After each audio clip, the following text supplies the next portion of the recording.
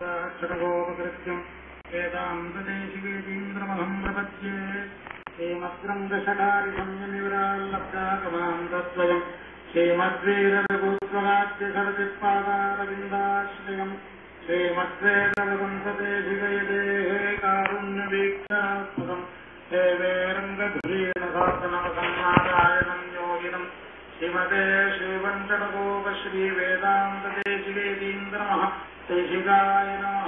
श्रीमते श्रीलक्ष्मीन्द्रसम्मदिव्यपादुका सेवक श्रीवञ्चडगोप श्रीनारायण यतीन्द्र महादेशिकाय नमो। வேதத்துல சுதீனஞ்சனேன்னு ஒரு பதம் சொல்றது.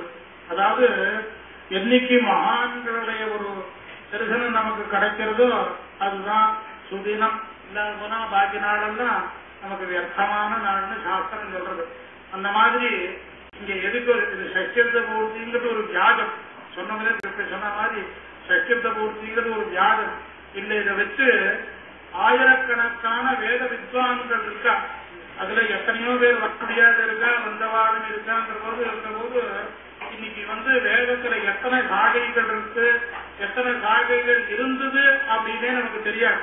இப்போ வேதத்துல ஒவ்வொரு வேதத்திலையும் இத்தனை சாகைகள் இருந்தது, இத்தனை சாகைகள் தான் இப்ப இருக்கு அப்படிங்கறத ஒரு சொத்திவாதனமாக சொல்லியிருந்தோம். முந்தான சொல்லி காமிக்க சொன்னோம். ஏன்னு கேட்டா நமக்கு தெரியணும் எந்த பிராந்தியத்துல, தமிழ்நாட்டிலயா, ஆந்திராவிலயா, கர்நாடகத்திலயா, இல்ல மகாராஷ்டிரத்திலயா, எந்தெந்த தேசத்துல அதிகமாக எந்த வேதத்தை அத்தியனம் பண்ண இருக்கான்னு சொல்லக்கூடியதாக ஒரு சொத்திவாதனம் இருந்தது. அதை கூட இப்ப நரசிம்மபிரியாவை போட சொல்லி சொல்லிருக்கோம். ஏன்னு கேட்டா எல்லாரும் தெரிஞ்சுக்கணும், நீங்க எல்லாரும் பார்க்கணும், தெரிஞ்சுக்கணும். நமக்கு இந்நாள் எந்த தேசத்துல இந்தியாவுன்னு நம்ம சொல்லிடுவோம், இந்தியாவில எந்தெந்த இடத்துல யாரு இப்படி படிச்சவாள்லாம் இருக்கா அப்படின்னு தெரியறதுக்கு தான் இப்போ 8 சாகை, மொத்தம் 4 வேதம். ஒவ்வொரு வேதத்திலையும் பல சாகைகள் இருந்தது. இப்ப இருக்கிறது எவ்வளவோ அதை வச்சு அதுல இருக்கக்கூடியது கிருஷ்ண எதிர்வேதம்னு சொல்றோம். அந்த எதிர்வேதத்துல 2 சாகை, தைத்தரிய சாகை, மைத்ராயணி சாகைன்னு 2 சாகை. அதே மாதிரி ருக்வேதத்துல 21 சாகை இருந்தது. இப்ப இருக்கிறது 1 தான் இருக்கு. எதிர்வேதம் 108 சாகை, இப்ப இருக்கிறது 4 தான் இருக்கு. 4, 5 தான் இருக்கு, அதுக்கு மேல இல்ல. அதாவது கிருஷ்ண எதிர்வேதம், சுக்ல எதிர்வேதம்னு பேரு. கிருஷ்ண எதிர்வேதத்துல தைத்தரிய சாகை, மைத்ராயணி சாகை. சுக்ல எதிர்வேதத்துல காண்ப சாகை, மாத்தியந்தன சாகை. நான் சாகைன்னு சொல்றது என்னன்னே எல்லாருக்கும் புரியாது. ஒரு மரம் இருக்குது, மரத்துல 10 களை இருந்தோ இல்லையா, அந்த மாதிரி இந்த வேதமானது ஒரு மரம். அந்த மரத்துல எத்தனை களை இருந்ததுன்னு சொல்ற. அந்த மாதிரி சகஸ்ரவத்மா சாமவேதா, சாமவேதமானது 1000 சாகைகளை கொண்டதுன்னு இருக்குது. இப்ப இருக்கிறது 3 சாகை இருக்கு. அதாவது கௌதும சாகை, ஜெய்மினி சாகை, ராமாயணி சாகைன்னு 3 சாகை தான் இருக்கு. பாக்கி எல்லாம் சுத்தமா போயிடுது. அதனாலதான் நம்மாழ்வார் 1000 பாசனம் பாடுனதுன்னா சாமவேத சாரம்னு சொன்னேன். ஒவ்வொரு வேதத்துக்கும் ஒவ்வொரு வேத சாரம்னு ஒவ்வொரு பிரபந்தம் பண்ணிருக்காரு, 4 பிரபந்தம். அந்த பிரபந்தத்துல சாமவேதத்துக்கோசரம் 1000 பாசனம். அந்த சாஸ்திரவத்மா சாமவேத 3 சாகை தான் இப்ப இருக்கு. அதே மாதிரி அசர்வ வேதத்துல 19 சாகைகள் இருக்கு. இப்ப இருக்கிறது 2 தான். சௌரக சாகை, உத்தராக சாகை. அந்த மாதிரி ஒரு சாகை இருக்குங்கிறது எத்தனை பேருக்கு தெரியும்? அதாவது லௌகீகாலுக்கு தெரியறதுங்கிறது இல்ல, வேதம் படிச்சவாளுக்கே இது மாதிரி எத்தனை சாகைன்னு தெரியறது பிரமேயம் இல்லை. ஏன்னு கேட்டா நாம கொஞ்ச தூரம் தான் போறோம், அதுக்கப்புறம் எங்க இருக்கு லோகத்துல எங்க இருக்கணும், இந்தியா பூரா நம்ம சுத்திட்டு வந்தோம்னா தேவ போறோமே தவிர எங்கெங்க இருக்கா எப்படி இருக்கான்னு நமக்கு தெரியல. அது தெரியணும்.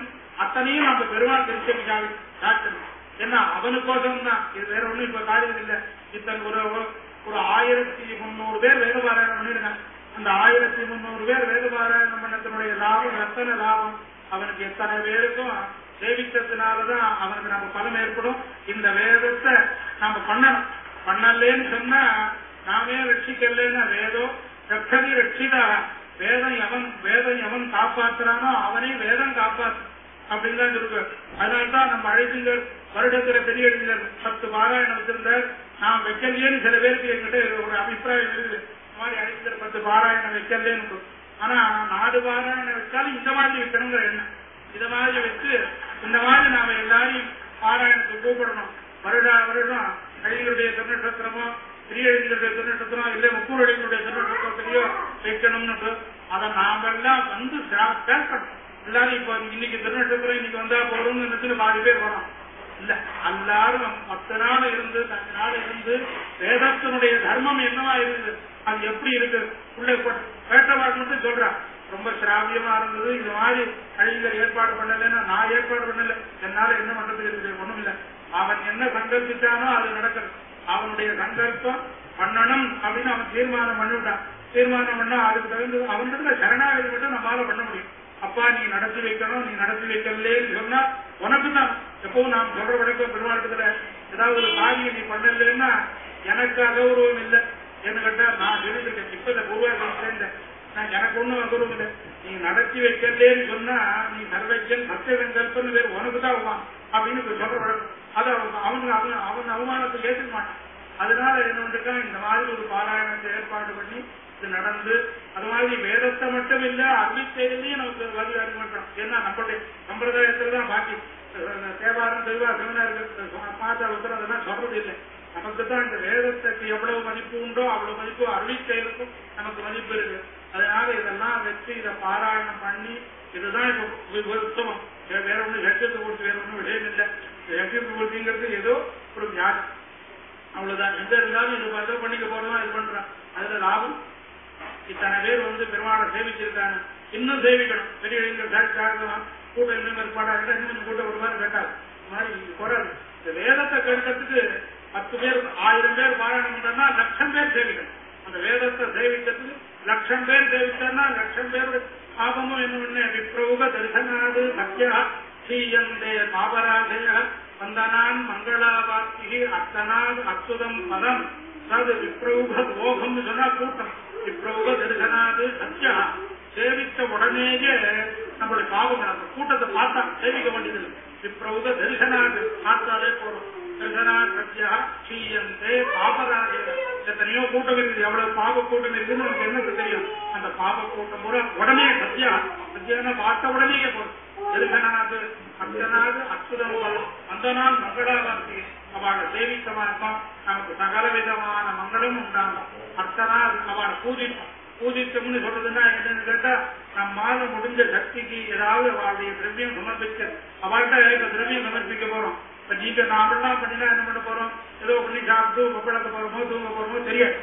அவள்லாம் சொன்னா என்ன பண்ணுவான்னு கேட்டா சாப்பிட்டு வேதம் சொல்லுவோம். வேதம் தானே சொல்ல போறா, மண்ணுக்கு சாப்பிட்டு என்ன பண்ண போறா, வேதம் சொல்ல போறா. அந்த வேதம் சொன்னாலே என்னன்னா வேதாபியாசேன்னு தெரியுது. வேதம் சொல்றதுனால ஜீர்ணம் எப்படி ஆகுதோ அத்தனை தலைமுறை எத்தனை நாள் 4 மணி நேரம் இருந்தா 40 தலைமுறை அது அப்படியே குருவா போகும்னு சாஸ்திரங்கள் சொல்ல கொடுக்குறது. இந்த வேத பாராயணத்தை மேலும் மேலும் இன்னும் நல்லா நடக்கணும். திருநாளுக்கு இன்னும் நிறைய இருக்கணும். அந்த மாதிரி என்ன பண்ணிருக்கோம்னு சொன்னா இப்ப அதுபோல ஒரு ட்ரஸ்ட் ஏற்பாடு பண்ணணும்னு சொல்லியிருக்கு. அது வந்து பெருமாள் அவனுக்கு விலை கட்டுவான். எல்லாரும் இத்தனை விலை கட்டினோம், இதையும் விலை கட்டுறதுக்கு அவனுக்கு தெரியும், நிச்சயம் பண்ணுவான். அதாவது வேத ரட்சக போட ட்ரஸ்ட்னு ஒண்ணு வைக்கணும். அது சட்டியத்தை கொடுத்து உதவிக்கு அதை வைக்கணும். அதுல ஒரு 10-20 கோடி ரூபாய் சேர்த்து வச்சுட்டு வேதம் படித்தவாள் யாரு வந்தாலும் அவளுக்கு ஒரு பரீட்சை வைத்து சம்பாதனை பண்ணி மேல படிக்கிறேன்னு சொன்னா அவனுக்கு உபகாரம் பண்ணணும். அந்த உபகாரம் பண்ணணுங்கிற எண்ணம் இருக்குது. அதையும் அவன் நடத்தி வைத்துருவான். அதுக்கு தகுந்த மாதிரி அவனுடைய அனுகிரகம் கிடைக்கும். எல்லாருக்கும் பெருமானுடைய அனுகிரகத்தினால சகல க்ஷேமங்களும் ஏற்படணும்னு அவனுடைய திருடி வாரத்தில் பிரார்த்தனை நாராயணன்.